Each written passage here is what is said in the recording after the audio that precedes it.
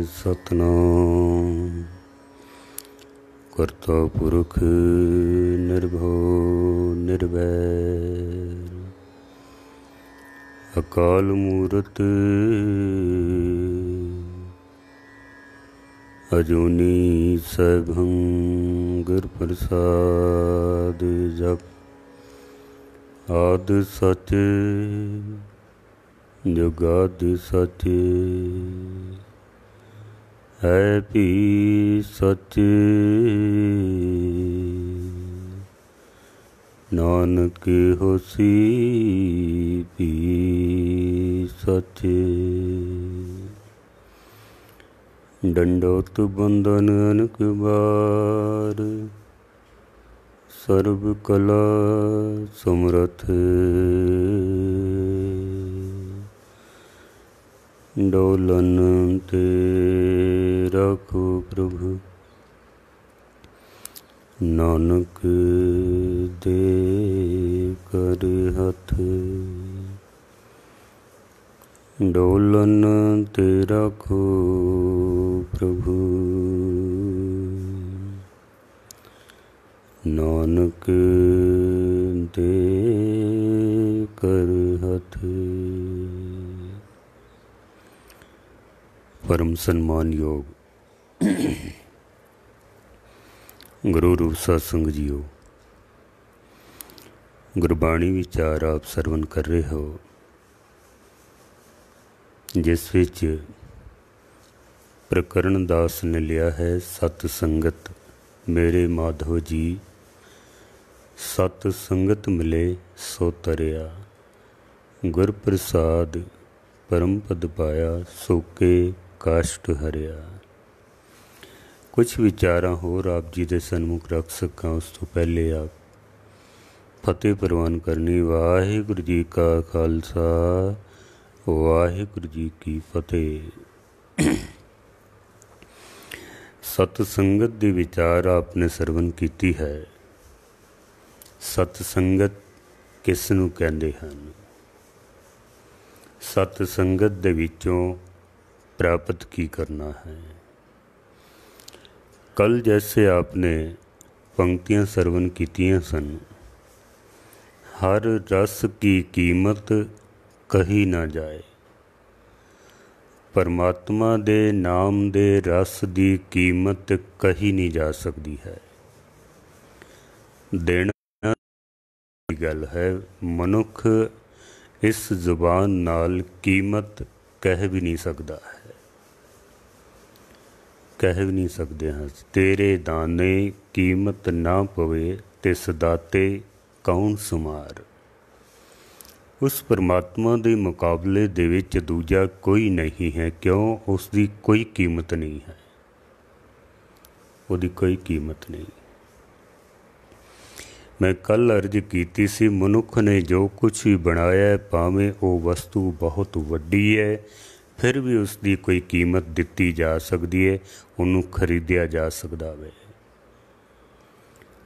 लेकिन परमात्मा की बनाई हुई कोई भी वस्तु भावें बहुत छोटी है, वो फिर भी उसकी कोई कीमत नहीं दिती जा सकती है।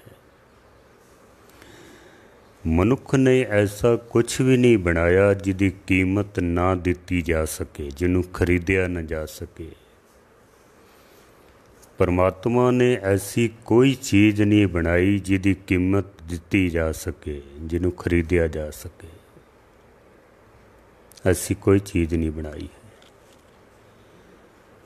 पर क्योंकि सब कुछ मुफ्त दे विच मिले ना, तो मनुख फिर उसकी कदर नहीं करता है। सब कुछ मुफ्त विच, जो कुछ रब ने दे दिता है ना, उसकी दिती हुई एक एक चीज़ की कोई कीमत नहीं है। अखां की कीमत कोई नहीं दे सकता, जुबान की कीमत कोई नहीं दे सकता, हथ पैर दिते ने कोई इसकी कीमत नहीं दे सकता है। पर क्योंकि मुफ्त विच मिले ना, तो फिर मनुख कदर नहीं करता है। महाराज की बाणी कहती है, हर रस की कीमत कही ना जाए। परमात्मा दे नाम दे रस की कीमत कही नहीं जा सकती। फिर मिलेगा किथों? हर रस साधु हाट समाए। हाट का मतलब है दुकान। किस दुकान तो मिलेगा? हर रस साधु हाट समाए। जिस दुकान ते बैठ के साधना करन वालियां ने साधना कीती है। ये आम जिहड़े साधु अजकल घूमते पे ना, इन्हां दा जिक्र नहीं है। जिन्हां ने साधना कीती है, कोई अखां की साधना कीती है, जुबान की साधना कीती है, कन्नां की साधना कीती है, हत्थां पैरां की साधना कीती है, मन की साधना कीती है, उन्हां दा जिक्र है। वो साधु, उन्हां दी दुकान तो कित्थों? सत संगत दे विचों। जो सत संगत है ना, ये साधना करन वालियां दी दुकान है। उत्थों मिलदा है। की मिलदा है? परमात्मा दा ओ नाम जिस दी कोई कीमत नहीं है, जिन्हों कीमत दे के प्राप्त नहीं किया जा सकता है। इस तो जिहड़ी अगली पंक्ति है ना महाराज, उस विच तां सतगुरां ने कह भी दिता है कि लाख करोड़ी मिले न केहे। केह दा मतलब है किसे नूं भी नहीं मिलता है। लाख करोड़ी मिले न केहे, किसे नूं भी नहीं मिलता है। लखां करोड़ां रुपया खर्च करके भी परमात्मा दा नाम प्राप्त नहीं किया जा सकता है। लखां करोड़ां रुपये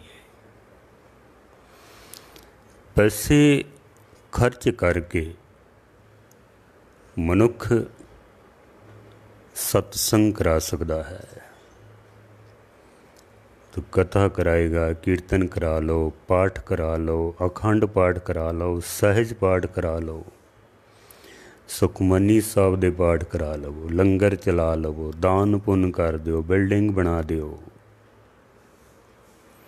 पैसे खर्च करके धार्मिक कर्म किए जा सकते हैं, लेकिन परमात्मा की प्राप्ति कर सकिए नहीं हो सकता है। हाँ, ये कर्म किए जा सकते हैं और करने भी चाहिए हैं, सानू करने चाहिए ने। लेकिन कोई आखे भी हुण सिर्फ ये कर्म करन नाल मैनू परमात्मा मिल जाए, तो फिर ये नहीं हो सकता है, नहीं मिलेगा।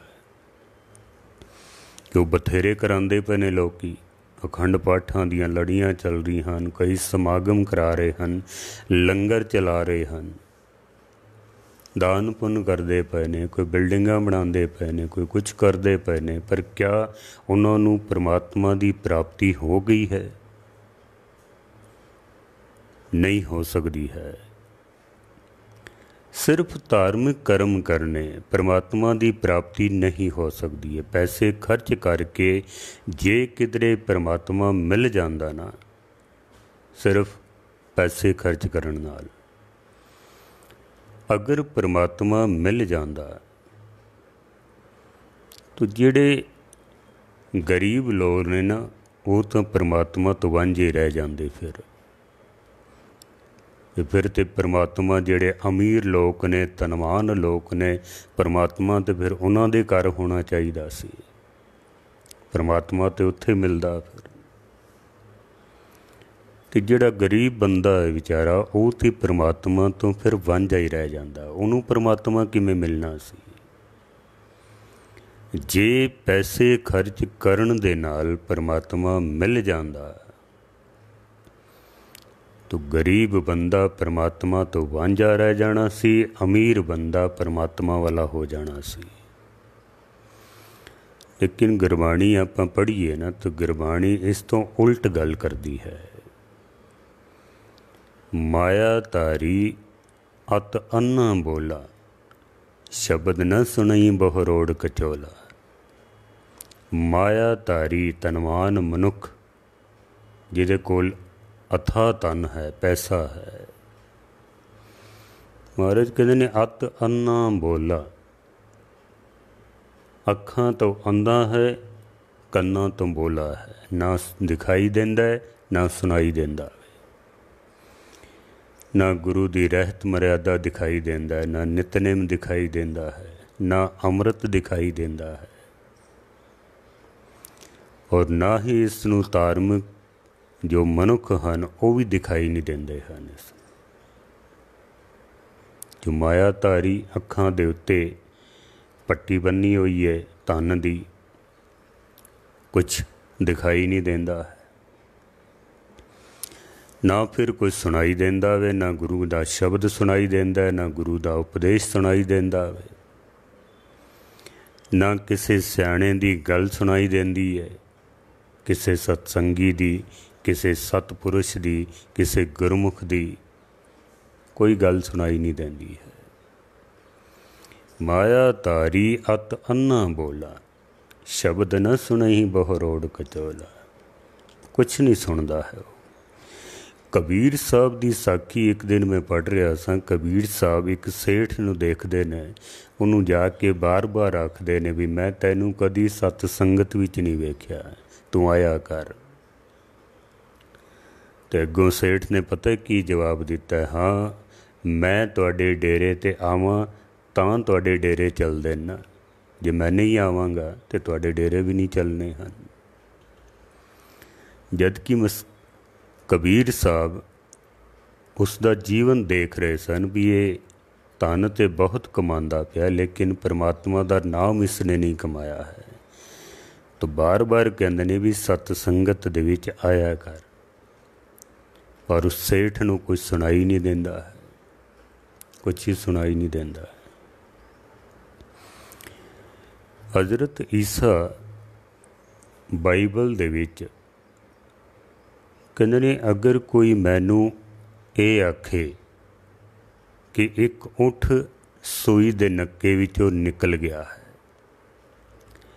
ਊਠ ਬੜਾ ਵੱਡਾ ਹੁੰਦਾ ਹੈ, ਸੂਈ ਦਾ ਨੱਕਾ ਬਹੁਤ ਛੋਟਾ ਹੁੰਦਾ ਹੈ। ਅਗਰ ਕੋਈ ਮੈਨੂੰ ਇਹ ਆਖੇ ਕਿ ਇੱਕ ਊਠ ਸੂਈ ਦੇ ਨੱਕੇ ਵਿੱਚੋਂ ਨਿਕਲ ਗਿਆ ਹੈ, ਤੋ ਹਜ਼ਰਤ ਈਸਾ ਕਹਿੰਦੇ ਨੇ ਕਿ ਮੈਂ ਮੰਨ ਲਵਾਂਗਾ, ਮੈਂ ਮੰਨ ਲਵਾਂਗਾ, ਕੋਈ ਕਿੰਤੂ ਪਰੰਤੂ ਨਹੀਂ ਕਰਾਂਗਾ, ਕੋਈ ਸਵਾਲ ਨਹੀਂ ਕਰਾਂਗਾ। ਪਰ ਨਾਲ ਹੀ ਕਹਿੰਦੇ ਨੇ ਕਿ ਅਗਰ ਕੋਈ ਮੈਨੂੰ ਇਹ ਆਖੇ ਕਿ ਇੱਕ ਧਨਵਾਨ ਮਨੁੱਖ ਪਰਮਾਤਮਾ ਤੱਕ ਪਹੁੰਚ ਗਿਆ ਹੈ, ਤਾਂ ਹਜ਼ਰਤ ਈਸਾ ਕਹਿੰਦੇ ਨੇ ਮੈਂ ਕਦੀ ਨਹੀਂ ਮੰਨਾਂਗਾ, ਕਦੀ ਵੀ ਨਹੀਂ। ਕਿਉਂ? ਮਾਇਆ ਧਾਰੀ ਅਤ ਅੰਨਾ ਬੋਲਾ, ਸ਼ਬਦ ਨਾ ਸੁਣਈ ਬਹੁ ਰੋੜ ਕਚੋਲਾ। ਉਹ ਕੁਛ ਸੁਣਦਾ ਹੀ ਨਹੀਂ ਹੈ, ਕੁਛ ਦਿਖਾਈ ਨਹੀਂ ਦਿੰਦਾ ਹੈ, ਮਾਇਆ ਧਾਰੀ। ਅਗਰ ਕੋਈ ਮੈਨੂੰ ਇਹ ਆਖੇ ਕਿ ਇੱਕ ਊਠ ਸੂਈ ਦੇ ਨੱਕੇ ਵਿੱਚੋਂ ਨਿਕਲ ਗਿਆ ਤਾਂ ਮੈਂ ਮੰਨ ਲਵਾਂਗਾ। ਕੋਈ ਇਹ ਆਖੇ ਕਿ ਇੱਕ ਧਨਵਾਨ ਮਨੁੱਖ ਪਰਮਾਤਮਾ ਤੱਕ ਪਹੁੰਚ ਗਿਆ ਹੈ, ਨਹੀਂ ਮੰਨਦੇ ਹਨ। ਔਰ ਆਖਿਆ ਨਹੀਂ ਹੈ, ਗੁਰਬਾਣੀ ਵੀ ਉੱਤੇ ਮੋਹਰ ਲਾਉਂਦੀ, ਮਾਇਆ ਧਾਰੀ ਅਤ ਅੰਨਾ ਬੋਲਾ। ਦੇਖੋ ਸਿਆਣੇ ਵਿਦਵਾਨਾਂ ਨੇ, ਰਿਸ਼ੀ ਮੁਨੀਆਂ ਨੇ ਲక్ష్ਮੀ ਦੀ ਸਵਾਰੀ ਉੱਲੂ ਬਣਾਈ ਹੈ, ਵੀ ਉੱਲੂ ਦੇ ਉੱਤੇ ਲక్ష్ਮੀ ਸਵਾਰ ਹੁੰਦੀ ਹੈ। ਉੱਲੂ ਤਾਂ ਵਿਚਾਰਾ ਬਹੁਤ ਛੋਟਾ ਹੁੰਦਾ ਹੈ, ਉਹਦੇ ਉੱਤੇ ਲక్ష్ਮੀ ਨੇ ਕੀ ਬੈਠਣਾ। ਦਰਅਸਲ ਇੱਕ ਪ੍ਰਤੱਖ ਪ੍ਰਮਾਣ ਦਿੱਤਾ ਹੈ, ਇੱਕ ਪ੍ਰਮਾਣ ਹੈ, ਜਿਹਦੇ ਸਿਰ ਦੇ ਉੱਤੇ ਲక్ష్ਮੀ ਸਵਾਰ ਹੋ ਜਾਏ ਨਾ। ਦੇਖੋ ਲక్ష్ਮੀ ਧਨ ਸਾਡੀ ਜੇਬ ਵਿੱਚ ਹੋਵੇ ਤਾਂ ਤੱਕ ਤੇ ਠੀਕ ਹੈ, ਪਰ ਜੇ ਕਿਧਰੇ ਧਨ ਲక్ష్ਮੀ ਸਾਡੇ ਦਿਮਾਗ 'ਤੇ ਸਵਾਰ ਹੋ ਜਾਵੇ ਨਾ, ਤਾਂ ਮਨੁੱਖ ਦੀ ਹਾਲਤ ਫਿਰ ਉਸ ਉੱਲੂ ਵਰਗੀ ਬਣ ਜਾਂਦੀ ਹੈ, ਜਿਹਨੂੰ ਦਿਨ ਦੇ ਚਾਨਣੇ ਦੇ ਵਿੱਚ ਵੀ ਕੁਛ ਦਿਖਾਈ ਨਹੀਂ ਦਿੰਦਾ ਹੈ। ਇਹ ਹੈ ਉੱਲੂ ਦੀ ਸਵਾਰੀ ਲక్ష్ਮੀ, ਜਿਹਦੇ ਦਿਮਾਗ ਦੇ ਵਿੱਚ, ਜਿਹਦੇ ਸਿਰ ਦੇ ਉੱਤੇ ਲక్ష్ਮੀ ਸਵਾਰ ਹੋ ਜਾਵੇ, ਉਸ ਬੰਦੇ ਦੀ ਹਾਲਤ ਫਿਰ ਉੱਲੂ ਵਰਗੀ ਆਉਂਦੀ। ਉਹਨੂੰ ਸੂਰਜ ਦੇ ਚਾਨਣੇ ਦੇ ਵਿੱਚ ਵੀ ਫਿਰ ਕੁਛ ਦਿਖਾਈ ਨਹੀਂ ਦਿੰਦਾ। ਇਸ ਵਾਸਤੇ ਵਿਦਵਾਨਾਂ ਨੇ, ਰਿਸ਼ੀ ਮੁਨੀਆਂ ਨੇ ਆਖਿਆ ਵੀ ਉੱਲੂ ਦੀ ਸਵਾਰੀ ਲక్ష్ਮੀ ਹੈ। ਉਹਦੀ ਹਾਲਤ ਹੀ ਐਸੀ ਬਣ ਜਾਂਦੀ ਹੈ, ਉੱਲੂਆਂ ਵਰਗੀ। ਜਿਹਨੂੰ ਸ਼ਬਦ ਦੇ ਚਾਨਣ ਦੇ ਵਿੱਚ ਵੀ ਕੁਛ ਦਿਖਾਈ ਨਹੀਂ ਦਿੰਦਾ ਹੈ, ਜਾਂ ਸੁਣਾਈ ਨਹੀਂ ਦਿੰਦਾ ਹੈ ਤਾਂ ਦਿਖਾਈ ਕੀ ਦੇਣਾ ਹੈ? ਫਿਰ ਕੁਛ ਵੀ ਦਿਖਾਈ ਨਹੀਂ ਦਿੰਦਾ ਹੈ। ਉਹਦੀ ਤਾਂ ਹਾਲਤ ਐਸੀ ਬਣ ਜਾਂਦੀ ਹੈ। ਧਨ ਖਰਚ ਕਰਕੇ ਧਾਰਮਿਕ ਕਰਮ ਕੀਤੇ ਜਾ ਸਕਦੇ ਹਨ, ਲੇਕਿਨ ਪਰਮਾਤਮਾ ਦੀ ਪ੍ਰਾਪਤੀ ਨਹੀਂ ਕੀਤੀ ਜਾ ਸਕਦੀ ਹੈ, ਨਹੀਂ ਕੀਤੀ ਜਾ ਸਕਦੀ। ਅਗਰ ਪੈਸੇ ਖਰਚ ਕਰਨ ਦੇ ਨਾਲ ਪਰਮਾਤਮਾ ਮਿਲ ਜਾਂਦਾ ਤਾਂ ਜਿਤਨੇ ਵੀ ਅਮੀਰ ਲੋਕ ਹਨ ਸਭ ਪਰਮਾਤਮਾ ਦੀ ਪ੍ਰਾਪਤੀ ਕਰਦੇ, ਗਰੀਬ ਬੰਦਾ ਤੇ ਪਰਮਾਤਮਾ ਤੋਂ ਵਾਂਝਾ ਹੀ ਰਹਿ ਜਾਣਾ ਸੀ। ਪਰ ਜੇ ਆਪਾਂ ਕਿਧਰੇ ਗੁਰੂ ਗ੍ਰੰਥ ਸਾਹਿਬ ਮਹਾਰਾਜ ਦੀ ਬਾਣੀ ਪੜ੍ਹੀਏ ਨਾ, ਔਰ ਭਗਤਾਂ ਦਾ ਇਤਿਹਾਸ ਅਗਰ ਅਸੀਂ ਪੜ੍ਹੀਏ, ਭਗਤਾਂ ਦਾ ਇਤਿਹਾਸ, ਤਕਰੀਬਨ ਜਿਤਨੇ ਵੀ ਭਗਤ ਨੇ ਕਰੀਬ ਕਰੀਬ ਇੱਕ ਦੋ ਨੂੰ ਛੋੜ ਦਿਓ, ਬਾਕੀ ਸਾਰੇ ਗਰੀਬ ਭਗਤ ਨੇ। ਔਰ ਐਸੀ ਹਾਲਤ ਕਿ ਰਹਿਣ ਵਾਸਤੇ ਨਾ ਕੋਈ ਚੰਗਾ ਮਕਾਨ ਹੈ, ਨਾ ਸਿਰ ਛੁਪਾਉਣ ਵਾਸਤੇ ਕੋਈ ਚੰਗਾ ਮਕਾਨ ਹੈ, ਨਾ ਪਹਿਨਣ ਵਾਸਤੇ ਕੋਈ ਚੰਗੇ ਕੱਪੜੇ ਨੇ, ਨਾ ਖਾਣ ਵਾਸਤੇ ਕੋਈ ਰੋਟੀ ਹੈ, ਕੁਛ ਵੀ ਨਹੀਂ ਹੈ ਐਸਾ। ਉਹਨਾਂ ਦੀ ਹਾਲਤ ਦੇਖੋ ਨਾ। ਭਗਤ ਕਬੀਰ ਦੀ ਮਾਂ ਤੇ ਕਹਿ ਹੀ ਰਹੀ ਹੈ ਕਿ ਮੁਸ ਮੁਸ ਰੋਵੇ ਕਬੀਰ ਕੀ ਮਾਈ, ਇਹ ਬਾਲਕ ਕੈਸੇ ਜੀਵੇ ਰਘੁਰਾਈ। ਇਹ ਬੱਚਾ ਕਿਵੇਂ ਜੀਵੇਗਾ? ਇਹਦੇ ਕੋਲ ਤੇ ਖਾਣ ਵਾਸਤੇ ਰੋਟੀ ਵੀ ਨਹੀਂ ਹੈ, ਪਹਿਨਣ ਵਾਸਤੇ ਚੰਗੇ ਕੱਪੜੇ ਨਹੀਂ ਹਨ, ਜੋ ਕੁਛ ਹੀ ਬਣਾਉਂਦਾ ਹੈ ਸਭ ਵੰਡ ਛੋੜਦਾ ਵੇ। ਹਾਲਾਤ ਠੀਕ ਨਹੀਂ ਹਨ। ਜਿਤਨੇ ਵੀ ਭਗਤ ਨੇ ਸਭ ਗਰੀਬ ਨੇ, ਅੱਤ ਦੇ ਗਰੀਬ ਹਨ, ਬਹੁਤ ਗਰੀਬ। ਅਤੇ ਜਿਨ੍ਹਾਂ ਭਗਤਾਂ ਦੇ ਕੋਲ ਧਨ ਹੈ ਸੀ, ਜਾਂ ਇੰਝ ਕਹਿ ਲਓ ਵੀ ਉਹ ਅਮੀਰ ਸਨ, ਤਾਂ ਪਰਮਾਤਮਾ ਦੀ ਪ੍ਰਾਪਤੀ ਕਰਨ ਵਾਸਤੇ ਉਹਨਾਂ ਨੂੰ ਆਪਣੇ ਸੁੱਖ ਸਾਰੇ ਛੋੜਨੇ ਪਏ ਹਨ, ਸਭ ਛੋੜਨੇ ਪਏ ਨੇ। ਧਨ ਦਾ ਤਿਆਗ ਕਰਨਾ ਪਿਆ ਵੇ। ਸਾਡੇ ਇਲਾਕੇ ਦੇ ਵਿੱਚ ਤੁਸੀਂ ਜਿਤਨੇ ਸੁਣ ਰਹੇ ਹੋ ਨਾ, ਸਾਰਿਆਂ ਨੂੰ ਇੱਕ ਬੇਨਤੀ ਕਰਨਾ ਚਾਹੁੰਦਾ ਕਿ 15 ਭਗਤਾਂ ਦੇ ਵਿੱਚੋਂ ਇੱਕ ਭਗਤ ਹਨ ਭਗਤ ਪੀਪਾ ਜੀ, ਜਿਨ੍ਹਾਂ ਦਾ ਜਨਮ ਅਸਥਾਨ ਦਾਸ ਦੇ ਰਿਹਾਇਸ਼ ਤੋਂ ਕੋਈ 15 ਕਿਲੋਮੀਟਰ ਦੂਰ, ਚਾਲਰਾ ਪਾਟਨ ਤੋਂ 15 ਕਿਲੋਮੀਟਰ ਦੂਰ ਭਗਤ ਪੀਪਾ ਜੀ ਦਾ ਜਨਮ ਸਥਾਨ। ਝਾਲਾਵਾੜ ਰਿਆਸਤ ਦੇ ਰਾਜੇ ਸਨ ਭਗਤ ਪੀਪਾ ਜੀ, ਰਾਜੇ ਸਨ ਉਹ। ਲੇਕਿਨ ਰਾਜ ਪਾਟ ਦਾ ਤਿਆਗ ਕਰਨਾ ਪਿਆ, ਸਾਰੇ ਸੁੱਖ ਛੋੜਨੇ ਪਏ ਹਨ। ਜਿੱਥੇ ਉਹਨਾਂ ਨੇ ਤਪ ਕੀਤਾ ਹੈ ਨਾ, ਉਹ ਸਥਾਨ ਵੀ ਬਣਿਆ ਹੋਇਆ ਆਪਣੇ ਕਿਲੇ ਤੋਂ ਬਾਹਰ ਆ ਕੇ। ਬਹੁਤ ਹੀ ਰਮਣੀਕ ਅਸਥਾਨ ਹੈ। ਕਦੀ ਤੁਸੀਂ ਇਸ ਪਾਸੇ ਆਓ ਨਾ, ਤਾਂ ਕੋਟਾ ਤੋਂ ਤਕਰੀਬਨ ਕੋਈ 90 ਕਿਲੋਮੀਟਰ ਦੀ ਦੂਰੀ ਹੈ, ਝਾਲਾਵਾੜ ਡਿਸਟ੍ਰਿਕਟ ਦੇ ਵਿੱਚ। ਜਗ੍ਹਾ ਦਾ ਨਾਮ ਹੈ ਗਾਗਰੋਨ, ਜਨਮ ਅਸਥਾਨ ਭਗਤ ਪੀਪਾ ਜੀ। ਤੁਸੀਂ ਦਰਸ਼ਨ ਕਰ ਸਕਦੇ ਹੋ। ਔਰ ਗੁਰੂ ਨਾਨਕ ਸੱਚੇ ਪਾਤਸ਼ਾਹ ਜਿਸ ਵਕਤ ਉਜੈਨ ਇੰਦੌਰ ਵੱਲ ਗਏ ਨੇ, ਤਾਂ ਇੱਥੋਂ ਝਾਲਰਾ ਪਾਟਨ ਹੋ ਕੇ ਗਏ ਹਨ। ਇੱਥੇ ਭਗਤ ਪੀਪਾ ਜੀ ਦਾ ਜਿਹੜਾ ਸ਼ਬਦ ਹੈ ਨਾ, ਕਾਇਓ ਦੇਵਾ ਕਾਇਓ ਦੇਵਲ ਕਾਇਓ ਜੰਗਮ ਜਾਤੀ, ਕਾਇਓ ਧੂਪ ਦੀਪ ਨਹੀਂ ਵੇਦਾ, ਕਾਇਓ ਪੂਜੋ ਪਾਤੀ, ਇਹ ਸ਼ਬਦ ਗੁਰੂ ਗ੍ਰੰਥ ਸਾਹਿਬ ਦੇ ਵਿੱਚ ਦਰਜ ਹੈ। ਔਰ ਗੁਰੂ ਨਾਨਕ ਸਾਹਿਬ ਆਪ ਇੱਥੇ ਆ ਕੇ ਤੇ ਇਹ ਸ਼ਬਦ ਲੈ ਕੇ ਗਏ ਹਨ। ਆਪ ਇੱਥੇ ਆ ਕੇ ਉਹ ਰਾਜੇ ਸਨ। ਪਰਮਾਤਮਾ ਦੀ ਪ੍ਰਾਪਤੀ ਕਰਨ ਵਾਸਤੇ ਉਹ ਸਭ ਕੁਝ ਛੋੜਨਾ ਪਿਆ ਉਹਨਾਂ ਨੂੰ, ਸਾਰੇ ਸੁੱਖ ਛੋੜਨੇ ਪਏ ਹਨ। ਕਿਉਂਕਿ ਧਨ ਦੇ ਵਿੱਚ ਰਹਿ ਕੇ, ਸੁੱਖਾਂ ਦੇ ਵਿੱਚ ਰਹਿ ਕੇ ਪਰਮਾਤਮਾ ਦੀ ਪ੍ਰਾਪਤੀ ਕਰਨਾ ਬਹੁਤ ਮੁਸ਼ਕਿਲ ਕੰਮ ਹੈ। ਨਾਮੁਮਕਿਨ ਤਾਂ ਨਹੀਂ ਹੈ, ਪਰ ਮੁਸ਼ਕਿਲ ਹੈ। ਭਗਤ ਵੱਡਾ ਰਾਜਾ ਜਨਕ ਹੈ, ਗੁਰਮੁਖ ਮਾਇਆ ਵਿੱਚ ਉਦਾਸੀ। ਭਗਤ ਰਾਜਾ ਜਨਕ ਭਾਵੇਂ ਰਾਜ ਕਰਦੇ ਸਨ, ਖਜ਼ਾਨੇ ਉਹਨਾਂ ਦੇ ਧਨ ਦੇ ਨਾਲ ਭਰੇ ਹੋਏ ਨੇ। ਹਿਰਦੇ ਦਾ ਖਜ਼ਾਨਾ ਪਰਮਾਤਮਾ ਦੇ ਨਾਮ ਨਾਲ ਭਰਿਆ ਹੋਇਆ ਹੈ। वो बहुत वड्डे भगत होए ने। लेकिन बहुते भगत जिहड़े ने वो सब अत दे गरीब सन। इक्को ही चीज़ सी उन्हां दे कोल, परमात्मा दा नाम। नानक निर्धन तित दिन, जित दिन विसरे नाओ। बंदा निर्धन ते उस दिन हो जाता है जिस दिन उहदे कोल परमात्मा दा नाम ना होवे। रब दा नाम जदों विसर जाए ना, उस दिन बंदा निर्धन हो जाता है, गरीब हो जाता है, अत दा गरीब हो जाता है जे कोल परमात्मा दा नाम नहीं है। तन खर्च करके तमाम धार्मिक कर्म किए जा सकते हैं, लेकिन परमात्मा की प्राप्ति नहीं की जा सकती है।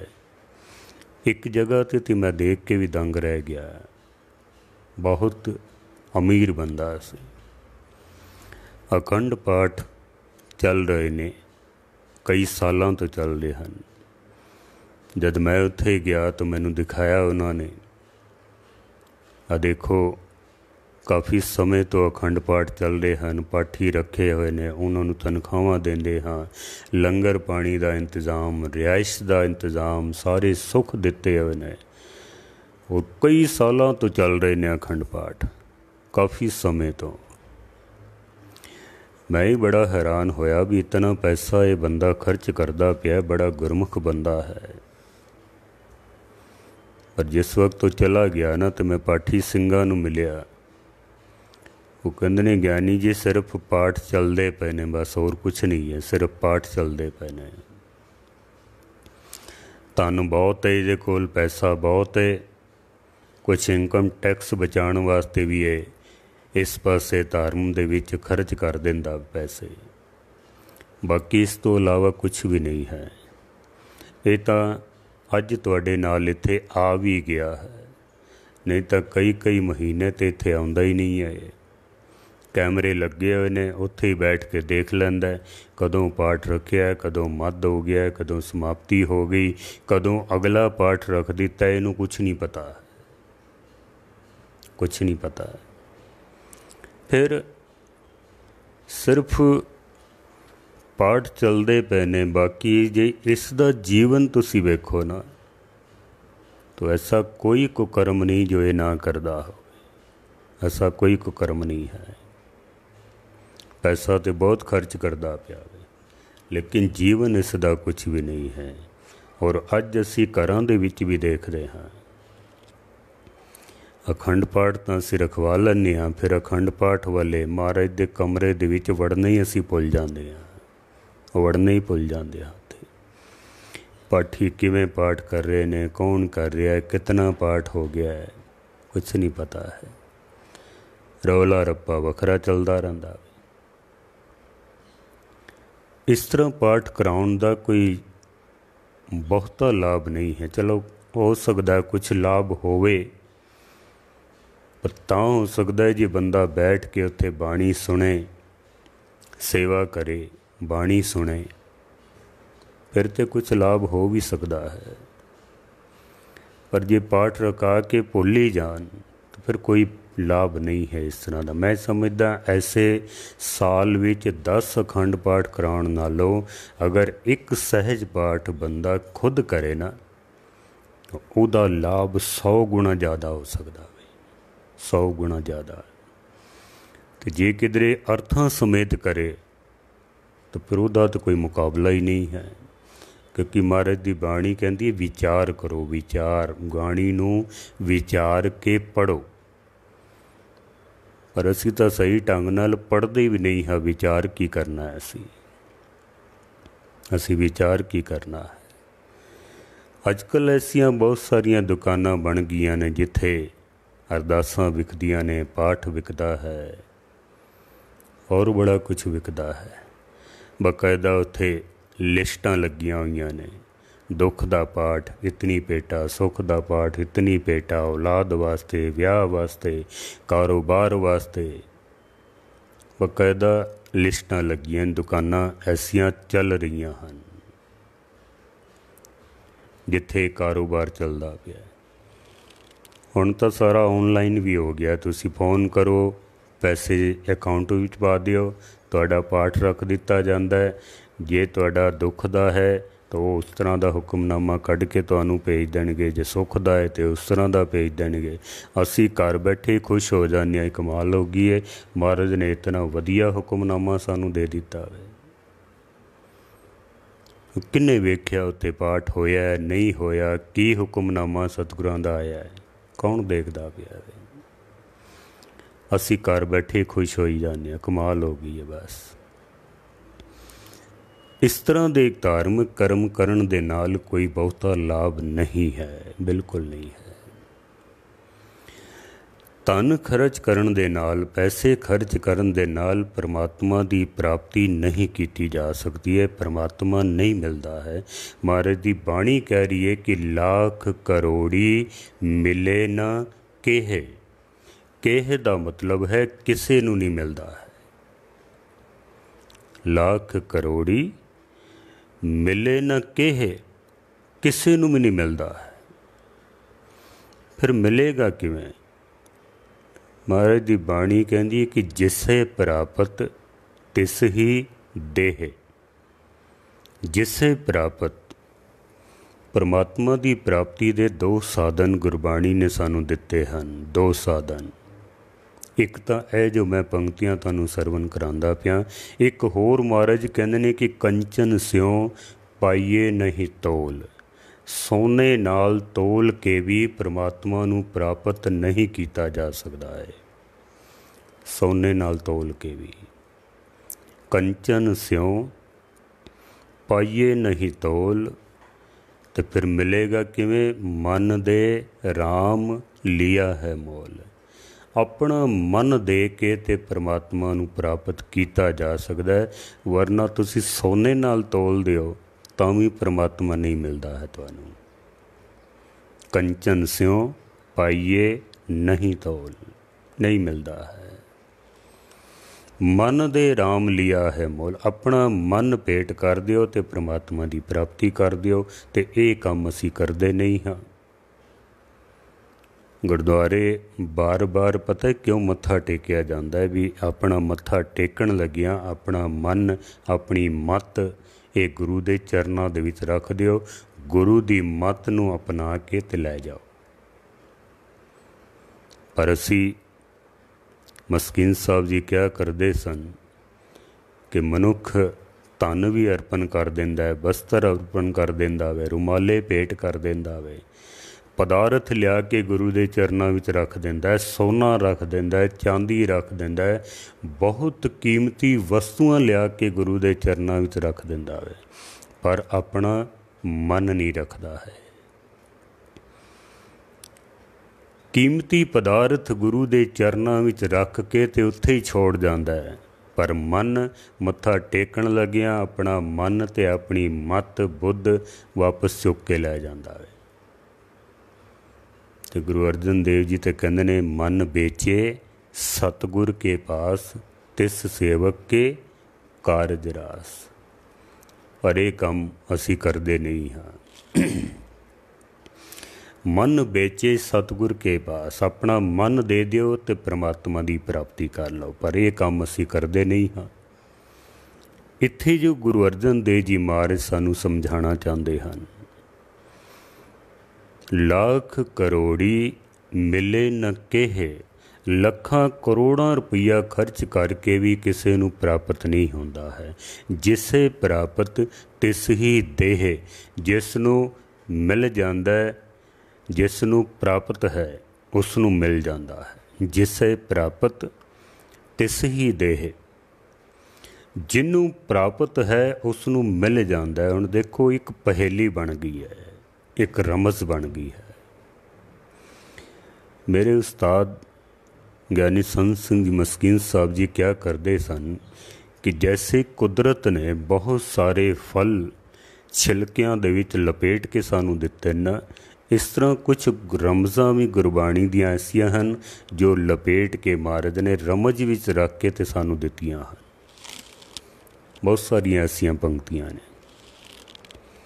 पर जिथों तक किसी कामल उस्ताद कोल बैठ के असी पढ़ीए ना ये रमज़ां सानू समझ नहीं आउंदियां हैं। जिथों तक असी अभ्यास ना करिए, पढ़ीए ना, विचार ना करिए, सिखीए ना, ये समझ नहीं आउंदियां हन। तो जिवें बंदा बिना छिलके उतारे अगर कोई फल खा लवे ना, तो जो उस फल का जिहड़ा मूल स्वाद है ना वो चला जाता है, फिर सारा स्वाद ही किरकिरा हो जाता है। गुरबाणी दे अर्थ अगर असी समझिए ना, उन्हां रमज़ां नूं अगर समझिए ना, तो फिर उहदे जिहड़े अर्थ ने ना वो अनर्थ विच बदल जाते हैं, अनर्थ विच। पर अजकल असी देखते हैं इतना समा कित्थे साडी जमात कोल, इतना समय नहीं है। मैं तो एक जगह ते देख के दंग रह गया, एक पाठी पाठ कर रहा सी, अखंड पाठ।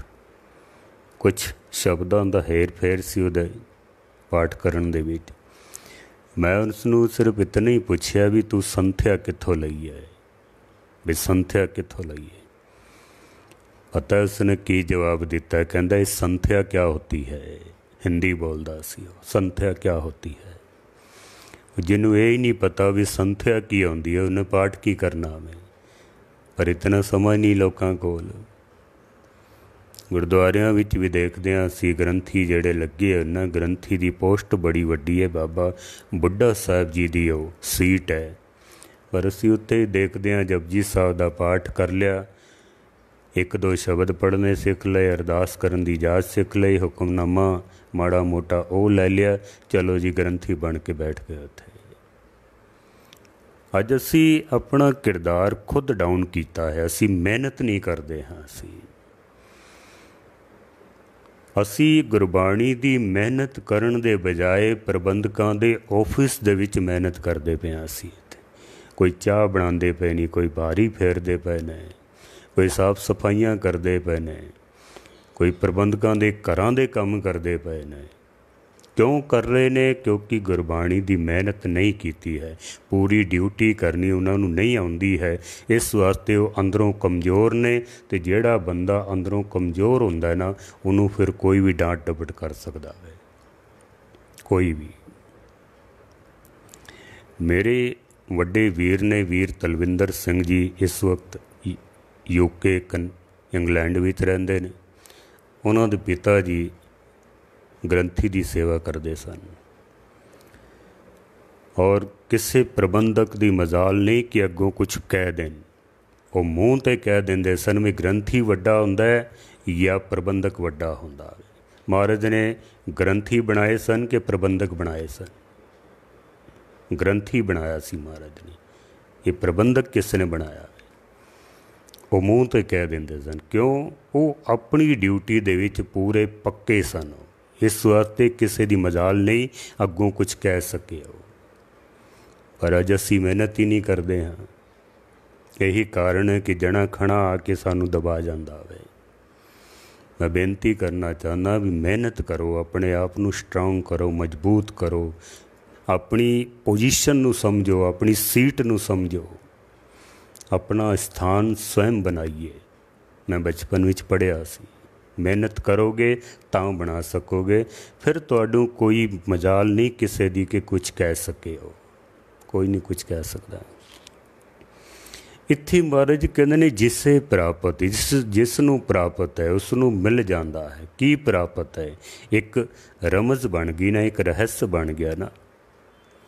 सतगुरु कह रहे ने जिसनू सत संगत की प्राप्ति है, जिसे प्राप्त, जिसनू सत्संग की प्राप्ति है, तिस ही दे, उसनू मिल जाता है। जिसनू सत संगत की प्राप्ति है, उसनू परमात्मा का वो नाम मिल जाता है जिसकी कोई कीमत नहीं है, जिसकी कोई कीमत कह नहीं सकता है, जिसनू कीमत दे के खरीदिया नहीं जा सकता है, सोने नाल तोल के भी जिसनू प्राप्त नहीं किया जा सकता। परमात्मा का वो नाम सत संगत दे विच आउण दे नाल सानू प्राप्त हो सकता है, सत संगत विच आउण नाल। ताई महाराज ने आख्या ना, मेरे माधव जी सत संगत मिले सो तरिया, गुर प्रसाद परम पद पाया, सूके काष्ट हरिया।